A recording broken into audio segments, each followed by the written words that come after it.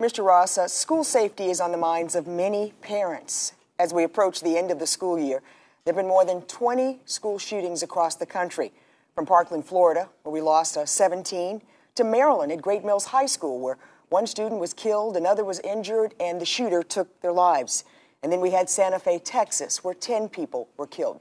Now, some districts across the country are talking about arming teachers to keep the classroom safe. What would you do here in the state of Maryland to keep my children, your children, all of our children safer in the classrooms? I think arming teachers is probably one of the stupidest ideas I've heard in the last year on the campaign trail. We don't want to give a gun to my wife in her 6th grade classroom. If you want to prevent violence in our classrooms, counselors, psychologists, and social workers.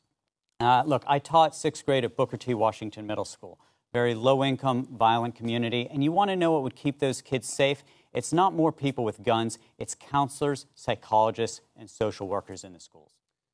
Mr. Jealous, same question. You know, I'm proud to have been endorsed by 74,000 teachers across the state, 85% of the vote. They know that I know that giving guns to teachers is crazy. They say that we have a mental health crisis in our schools. That means that we need more mental health workers. We need counselors. We need psychologists. We need to make sure that kids who are troubled, who are dealing with trauma and stress, get the help that they need when they need it so we're all safer.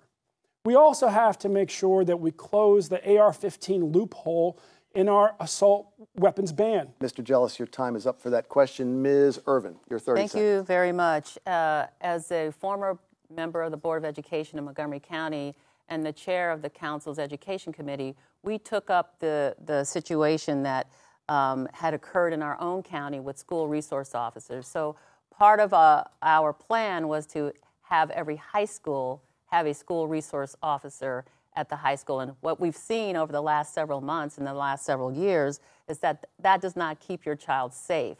We do not want to turn our schools into armed encampments either.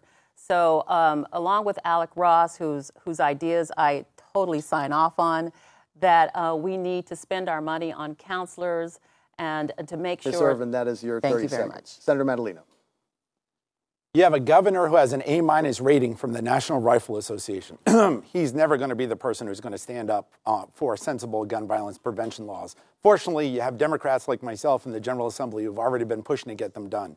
This year, the best in the nation red flag law to take guns away from people who should not have them. We have to make penalties stronger for parents who do not secure their weapons and give access to kids. We need the mental health services in the classroom, and we need school resource officers and connections with the local departments to ensure that there are safety programs in each school.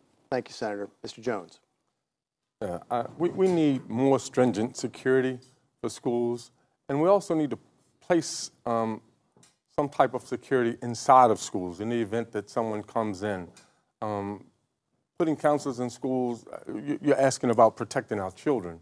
And we need better ways inside of the classrooms or inside of the schools to protect our children.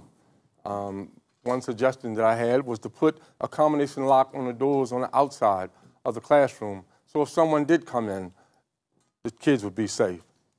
Thank you, Mr. Jones. Ms. Vignarajah. As a mom, I am tired of empty thoughts and prayers of politicians who've been unwilling to step up and fight against the NRA. My running mate, a lifelong teacher, Sharon Blake, and I have rolled out a Safe Schools policy, which is focused on making sure that weapons of war do not enter our schools or are on our streets. We're going to make sure that every gun is insured and registered just as we do with cars. We're going to make sure that we hire counselors to address gun violence as a public health issue. We're going to make sure that we invest in our children to make sure that it is no longer dangerous and that our kids, like my daughter, fear going to school. Thanks, Ms. Vignarajah. Mr. Jaffe. We need role models. The educational system in Baltimore City is a disaster. The crime problem is a disaster. We have politicians that are not ethical, that don't tell you the truth. We need people to serve as role models, surrogate parents for students in the Baltimore school system who've lost hope. We have to bring them back on the track and find hope. I have a tutor mentor program which is designed to give every student in Baltimore City a chance to connect with a successful team of tutor mentors who will be with that student until the student gets the job. Mr. Baker. Thank you.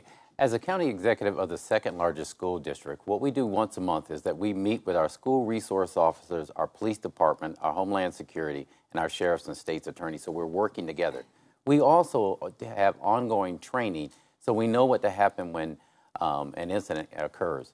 In addition to that, we do the things that have been mentioned here on the panel, and they're absolutely right, and that is putting health and mental health and family services in our schools so we have the type of support our students need.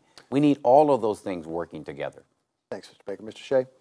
We have a federal government that apparently values guns more than children. So we have to do what we can here in Maryland to get guns off the street. That means tightening the laws and looking at the commerce, the flow of guns into the state, and punishing those who profit from it. We need to secure our schools, not to scare the children by having an armed encampment, but with good, solid security measures, which I will provide. Mr. Shea, thank you. The second question. Oh, we have a rebuttal? Mr. Ross, 30 seconds. 90% of the school shootings that are taking place, including the one that took place, the one that took place a few months ago here in Maryland, the guns were shot by people who didn't own the guns. That's part of why I think we can innovate at least a partial solution to this. As governor, I'm going to make sure that every gun that is bought, sold, or imported into Maryland has a biometric smart grip so that only the legal licensed owner of the gun can actually shoot it. Any other rebuttals on this issue? Senator Madaleno. Thank you. I just want to point out, to be very clear, the AR-15 is already illegal in the state of Maryland. High-capacity magazines, illegal in the state of Maryland. There is a registration system for firearms in the state of Maryland. You may know that in other states, you don't have these types of provisions, but in Maryland, we have moved forward in a strong manner on gun violence prevention. The voters should know that the Democrats who have continued to govern in the state of Maryland have made progress and, in fact, have implemented the nation's toughest anti-gun violence prevention laws. Thank you, Senator. Mr. Jaffe, you had your hand up. Again, I want to stress, we don't have any ethical politicians who will tell you the whole truth. We have a shortage of police officers. They don't tell you that. This has been going on for the last 15 years. I'm the only one that's complaining about that. We don't have any ethical politicians, ladies and gentlemen. That's our problem. Mr. Jones, you had something to add. Yes. The question, if I'm clear, is that how will we protect children in school? So I'm just trying to understand how counselors and other people would protect our kids. If someone came into the school, it wouldn't be the counselors to protect our children. So we need stringent security. This has nothing to do with counselors, I don't think. Not right now. Not when we're talking about safety and protecting children. I just don't see that. Mr. Jealous, did you have something you want to add to this discussion? Yeah. My son is in kindergarten. His kindergarten was on lockdown recently. In his school district, a young man was able to buy an AR-15. We've had a candidate for office in our state auction off an AR-15. There is such a thing as a Maryland-compliant AR-15, and it can do great damage. We have to have the courage to tell people the whole truth and to fight for whole solutions and to make sure that all of our kids, including my son in kindergarten, are safe. As somebody said, 2 family members killed in our state in the last 10 years. We also have to be clear that we have to make our streets safe as well, and there's a plan for that at benjealous.com.